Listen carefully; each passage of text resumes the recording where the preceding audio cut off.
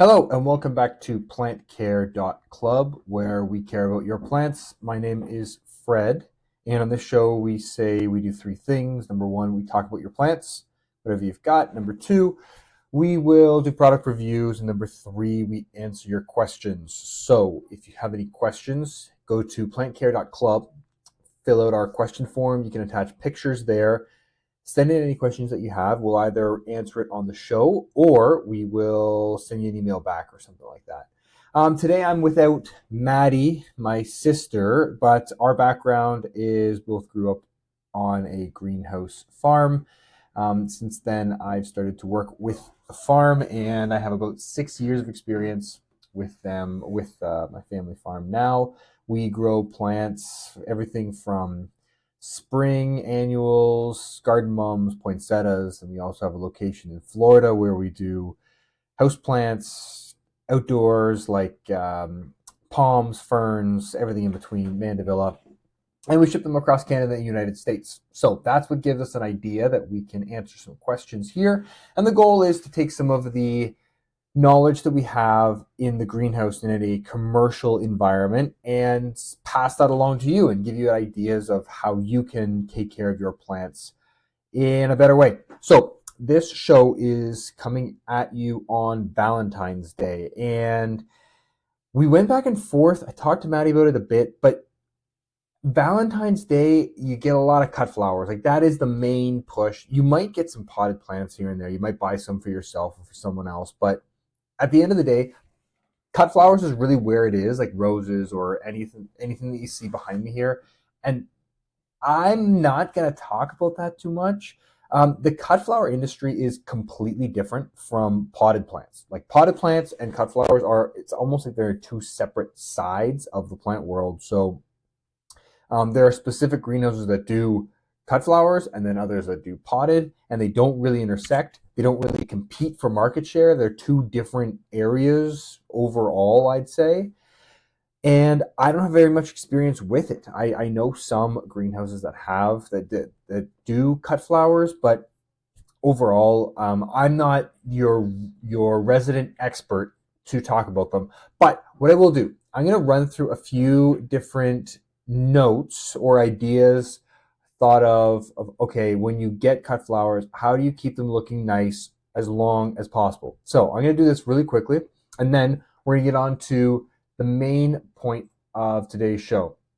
So number one, you get them in and you cut them once you actually get them. So you get your cut flowers, you get your bouquet, you take them out of the packaging. Before you put them in the vase, cut them once. Recut them every 2 days. So cut it, take it out, cut it again. They'll continually get shorter over time, obviously, because you keep cutting off the bottom. But you want to give them a fresh cut. That way it has a new spot for it to soak up some water from.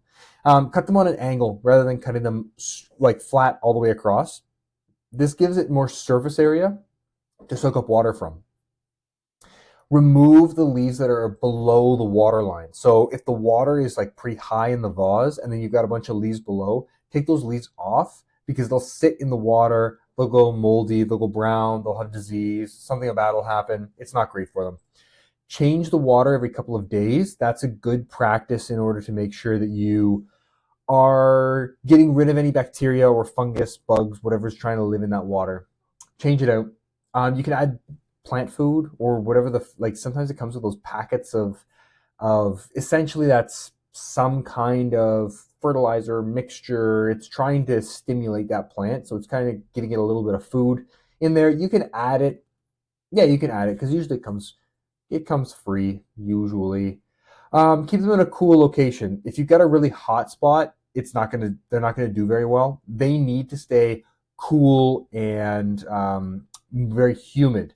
I think that's the next one that I have. Yeah, have high humidity in that area. Avoid the direct sunlight and remove rotten leaves. The only cool or note that I'll say about cut flowers is as soon as they are cut, they're thrown into usually a pail. And it's actually referred to as like, oh, I'm selling this by the pail. That's what wholesalers will talk about.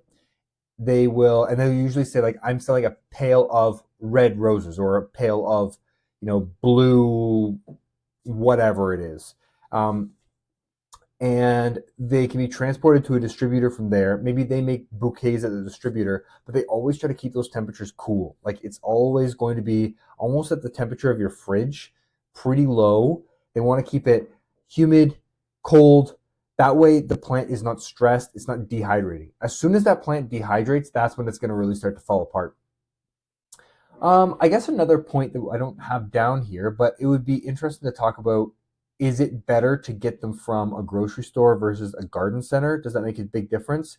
Usually the suppliers for the two are very similar. If you want to get the freshest cut flowers, the key is to go to a place that sells the most cut flowers, because the more often they're ordering, the more often it's being delivered. And if you're getting a delivery every day versus every 4 or 5 days, that will make a little bit of a difference as to how long they're going to last in your location or at your home. The other thing that you could do is see if you could like cut out the middleman. If you know somewhere that has cut flowers that sells to the public, that's probably going to be your best bet. The growers usually send their cut flowers to a distributor. The distributor will mix a bunch of the cut flowers together to make their own bouquets and then send it out, or they bring it from the grower to the distributor. The distributor goes straight to the grocery store, to the garden center, whatever it is. It's not very often that you have a grower go directly to the grocery store, which is different from the potted plant world. Potted plants, it's almost always like that, or there's a lot of that. In this case, you need a distributor in the middle, because most individual stores or garden centers don't sell enough of a single unit, of a single type of plant, in order to justify daily or weekly deliveries. So a single grocery store location probably won't sell enough red roses or Gerbera daisies in a week in order to justify the cost of driving all the way there and delivering it. But they will buy an assortment, 15, 20 different types of cut flowers in a week to justify delivery. That's why a distributor takes it there. I'm going to get back on topic because I just went on a tangent there. I hope you don't mind too much. Okay, so goal of today, wanted to talk about misting your plants. Do you need to mist them? Where do we stand on misting? Because I keep seeing this over and over again, and it's sometimes suggested to people like, hey, you should try misting this type of plant or that type of plant. And overall, I don't really agree, but let's go through it first. So the first question that we want to ask is, okay, which plants do you see this advice of misting? Where is it applicable? Houseplants? Yes, you will see misting advice being given there. Annuals, no. Like outdoor plants, you're not misting them. That's really not happening. And that includes like palms, ferns, anything that you've got outside in the summer, you're really not misting them. Succulents, not very common, not very often. When are they misted? So number one, in a greenhouse facility, you'll be misting or applying water to the air. I'll say water to the air during propagation. That's very common when you get in little baby plants. So you're usually either going to use a mist, which is like a fine little droplet, or a fog. So a fog is becoming more and more popular now, and fog is there to fill the air with little tiny droplets that the leaves can soak up. So growers will use the misting and the fogging technique in order to keep the cutting that comes in hydrated, keep it, stop it from losing its, what did I want to say? Its moisture from drying out, really stopping it from drying out. That's the goal. You want to keep it at a spot where it's able to survive for long enough that it can begin to grow roots. So that's why you have to put water in the air. It doesn't have roots, so it can't soak the water out of the soil. It's got to be able to soak up all that water through its leaves. That's the goal there. So yeah, I have fogging, misting. Sometimes sprinklers can be used, but when you think of those three different things, a fog is a very fine little particle of water that's being added to the air. Mist is heavier. Sprinkler is much heavier. So if you are a little leaf and you want to soak the water through your leaves, you you can do that much more easily with a fog, where the water droplet size is small, versus when you are soaked with water. When there's water all over your leaf and it's running down, that's really hard. It's almost like it suffocates you, or it sits on the leaves and then it begins to mold. The leaf can't soak it up that fast. So that's where misting is usually used. Do you see it in nature? I guess that's another question too. I think that you would see this in, let's say, like Costa Rica. That's, if you want to think of like the birthplace for most houseplants, think of Costa Rica, where it rains pretty much every day or very often. It's very hot, it's very humid. So you would get that technique, that example of misting through the humidity, through the rain, having water on the leaves and on the plant daily is something that's common there. You don't really see that in somewhere like Africa, and that's where, or in a desert, that's where a lot of succulents are going to come from. So that's maybe a thought process you can put your I guess your thoughts through. Obviously, that's kind of a structure. That's a structure that you can use to think of. Okay, is misting necessary for these type of plants? Well, where are they grown? Think about that environment that they're really grown in. Okay, so next I have up why to take it easy. So why do you need to be a little bit more gentle or slow down on the mist? If you leave water on the leaves, it can cause mold. It can cause some kind of any other diseases. Powdery mildew is another good example.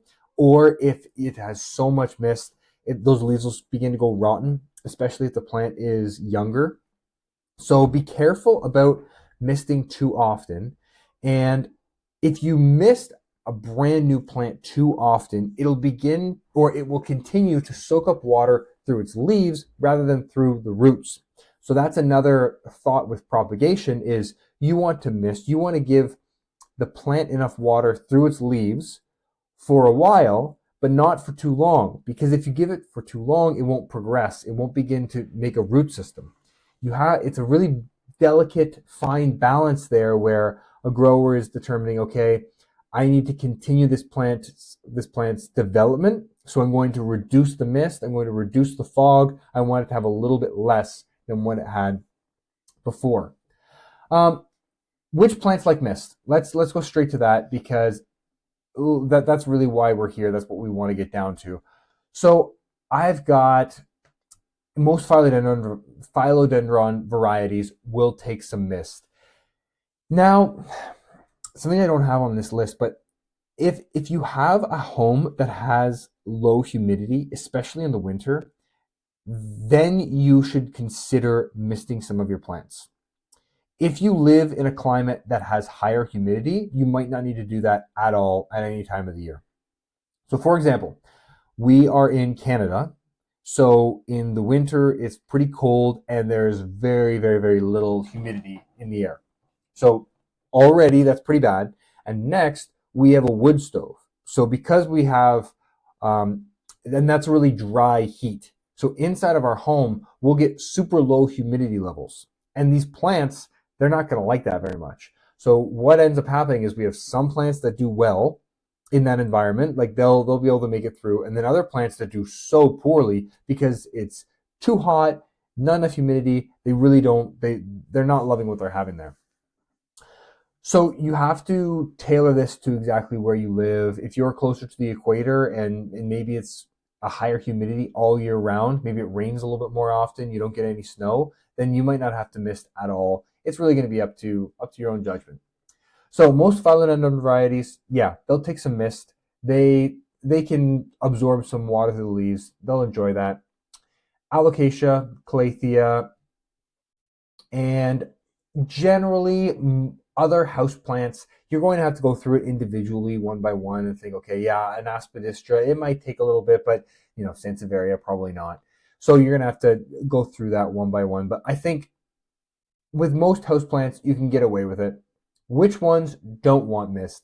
Succulents, that comes down to what we talked a bit about before with with cactus and how they're in the desert. Right in the desert environment, they're really not getting much humidity, so they're going to be fine without it. Just like a sansevieria, same sort of thing. It doesn't need any mist. ZZ plants, they're an example of no, they really don't need any mist. They carry so much water in the sacs just at the soil level and just below the soil level by their roots. They don't need to really get any mist. And Ficus lorata, I've always noticed that ficus, it doesn't do very well with mist. It ends up pooling on the leaves and then becoming some kind of bacteria or causing some rot here and there. So I've never had any success with that. And however, if you have had success with it, let us know and yeah, get back to us on that. Um, that's all that I have for today. So this is a little bit about Valentine's Day and then our thoughts on mist. If you have your own opinions or you want to let us know what you think, what your experience is with mist, let us know at plantcare.club and we can get back to you. Thanks, guys. Have a good day. Bye.